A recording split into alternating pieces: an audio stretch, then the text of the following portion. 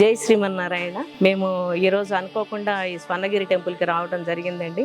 మన శ్రవణ్ ఆచార్య గారు మనకి ఎప్పటి నుంచో చెప్తున్నారు, రావాలమ్మా మీరందరూ వచ్చి దర్శనం చేసుకోవాలని. ఈరోజు చాలా విన్నాము ఈ టెంపుల్ గురించి. ఈరోజు మా 43వ సంవత్సరం పెళ్లి రోజు, అందుకోసం అని చెప్పని అనుకోకుండా రావటం జరిగింది.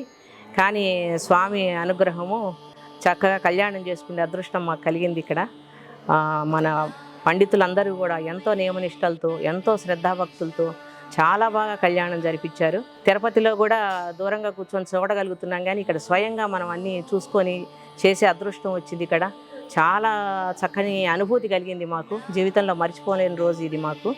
అన్ని టెంపుల్స్ అన్నీ కూడా చాలా బాగున్నాయి. అమ్మవారు అయితే ఎంత వైభవంగా వెలిగిపోతుందో, స్వామివారిని చూడటానికి 2 కళ్ళు సరిపోవట్లేదు. చాలా బాగుందండి, చాలా ఆనందంగా ఉంది. అందరూ వచ్చి ఒకసారి దర్శనం చేసుకొని మీరు కూడా ఇలాంటి అనుభూతిని పొందాలని నేను కోరుకుంటున్నాను. జై శ్రీమన్నారాయణ.